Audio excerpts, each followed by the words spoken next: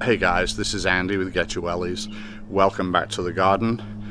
Today we're going to talk about a few projects that are coming up, things you might want to know about or take a look at in my garden at least. So join me as we have a little walk around my rather untidy, ready for the spring garden. As always though, before we do anything, get your wellies, meet me in the garden.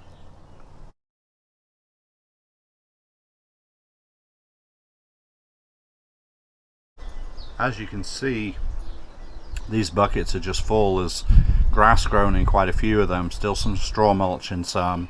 So those will all get cleaned out at the top. We'll replace some of that soil, put some compost in there, and we'll actually put tomatoes in next week. Okay guys, so these are my raised beds that I've just built. I showed one on the last video how I put that together. That was this one. I've also built two more, and there will be room for two, and then probably another small one at the end of this row, which right now is just pretty junky. All of the containers need some cleaning out and new soil in them, so that will help when I get the new soil in next week. I'll top all of these off after cleaning out the grasses and things that have grown in there over the winter time. The buckets that I use for my herbs are just kind of overgrown, so these will probably just get cleaned out and we'll start fresh. I had some thyme growing in here, and you know, sometimes it comes back. Not seeing anything too promising here though right now. I'm just going to empty those out. Still smells of thyme, smells quite strong. This is regular sage, and as you can see, it's bolting, so we'll probably just let that go to seed and then see if some little ones don't start back up, or I actually have a couple of those growing, so I can replace those. Same story over here. These are looking a little pitiful. Now here, if you remember last year, I had lauki growing in this tub, just one plant. It did okay, but I feel like it uses a lot of water, and this tub may not have been quite enough. So I'm actually going to build a small bed, a 4-foot bed, which will run behind here, about 2 foot wide, basically the same as the raised beds, just a shorter version. So I'll move this tub and this one out the way. The composter can stay there, and there is some compost going on in there, and also this is the smaller one I use to finish compost in, so hopefully I'll have some to top some of the buckets with and that kind of thing. Now, just to show you a few of the things that are starting to do what they're supposed to do, here are some roses. Here's the buds coming, and they're all over the place here. Now if you look back a few videos, I showed a video on pruning. The garden was very dull at the time, really no leaves to speak of on here, but now lots of flower buds coming on these roses. I think they're going to be very pretty this year. Now this bed, if you've been following the channel for a little bit, you'll know that I have black-eyed Susans in this end of the bed. It looks like we have several weeds too, but a lot of seedlings coming up. Those will, I kind of leave those and let them do their own thing as far as thinning themselves out. This is the bee balm. Bergamot is the other name for that. It's a great plant for attracting pollinators. Interestingly, not honeybees so much, or somewhat, but not as much as other things.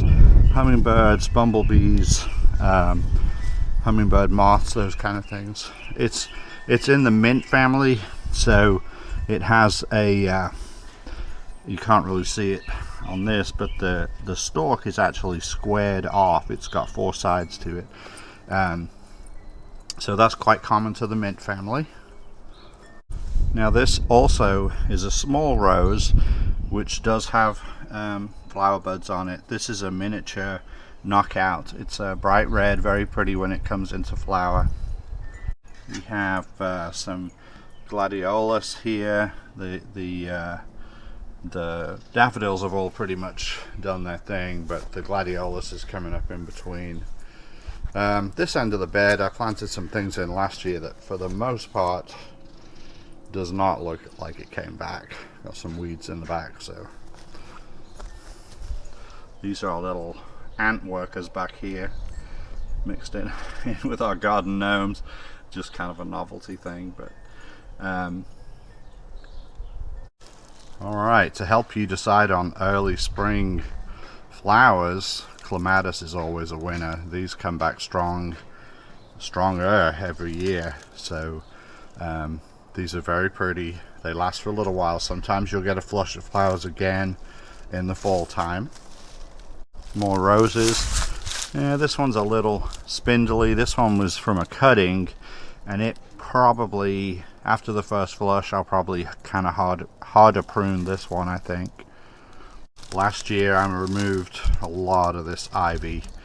This ivy, it's a hedra type, I think. It's an English ivy anyway, but it's very prolific. You can cut it all the way back, and as you can see, it just starts coming back. It's very good and very quick to cover anything that you want to have greenery on, an arbor or something like that, but you are going to have a job to keep it under control. So far, just a single hosta here. I think they're struggling a little bit on this side with the ivy and stuff that's breaking through, but there's still maybe some more to come yet. Now this is the crossvine, which honestly, even just a few days ago, this really didn't look super healthy to me. However, lots of new shoots coming, which is very encouraging. These actually flower here in Arkansas in about April. Let's see, April 22nd, I think, was the first time I saw these, and a lot of them were in flower. So we are a bit late this year, but there actually are some buds down here. So these are trumpet shaped flower, very attractive to hummingbirds.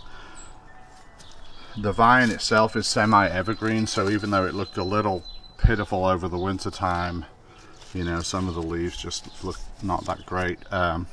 It's actually done really well. It seems like it's fairly tough, that it can survive through pretty hard winters. We had another cold winter this year, and it did fine. So this is encouraging to me, though.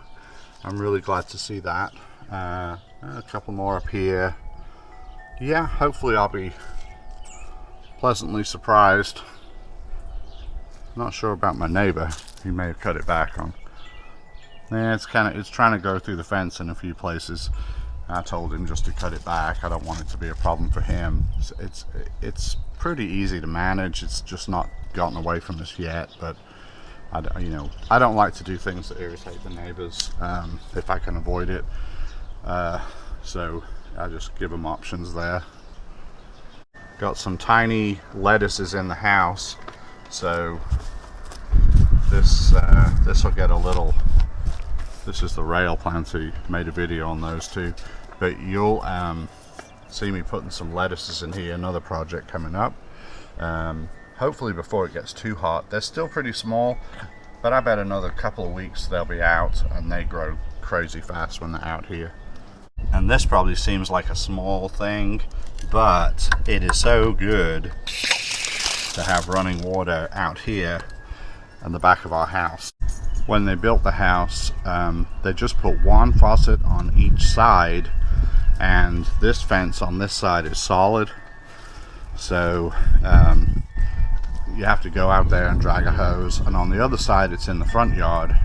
So I installed this faucet over here, and then I also have one by the front door where my wife has her containers, and that way it has just a sprayer hose on it, so she can water things very easily right there by the front door.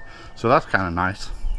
So we're back in the garden. This is bee balm, some more over here that I purposely put just to try and bring pollinators over here. These chives I'll probably take out just because I might want to use this bucket for something a little more productive. These chives are very pretty. They are quite well established. This container, I think I've had this now probably 3 years. So even in the midst of kind of a scruffy looking garden, there still are some really beautiful spots, and I just enjoy these when they're in flower. It's really one of those things that reminds me that spring is coming. So guys, still got lots of things growing. These are lettuces in here. These will go out another week or two to the rail planters. Various flowering things, still kind of small, but they'll be ready here in a week or two. And down at the bottom here we have more vegetables, different tomatoes, eggplants, more peppers, sugar rush, peach, some of those. Out here in the garage, these are our pepper plants. These are the ones I've done for a friend, so he'll be picking those up soon. And these are, let's see, mostly tomatoes back here. I did do some micros that we can put in the green stalk. Didn't show you that. We'll go back and have a quick look at that. But anyway, these are all the small plants.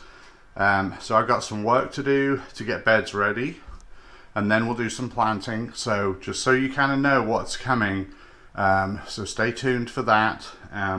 Also, this is just kind of interesting to me. Down here, so far just one ginger coming up. Thought I saw a glance of something else there, but I didn't. Anyway, that's the one ginger, and interestingly enough, that's the one I thought would not produce. That was kind of a soft root, so I guess that might be an advantage. I don't know. Anyway, there's a little bit of ginger coming. Hopefully the rest will come up. So here's the green stalk, which had basically the top 3 or 4 layers, had 4 I guess, had strawberries in last year. Some have come back. Some have not, but that's okay because the ones that are here, they'll do fine. We'll get some runners and put some more in. But here at the top, I don't know how they're going to do because it's going to be pretty sunny a lot of the day, but I'm going to do some microtoms in, I think I have 3 or maybe 4 of those, so I'll do some of those in the top. Probably mostly strawberries in the rest if they start sending out runners. One of my problems a year ago when she was a tiny puppy, she would chew everything that was at her level.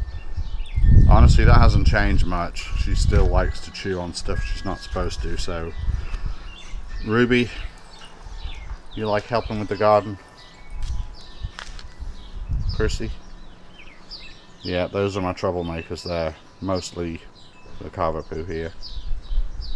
Okay guys, so the agenda pretty much for me is I got to work this weekend.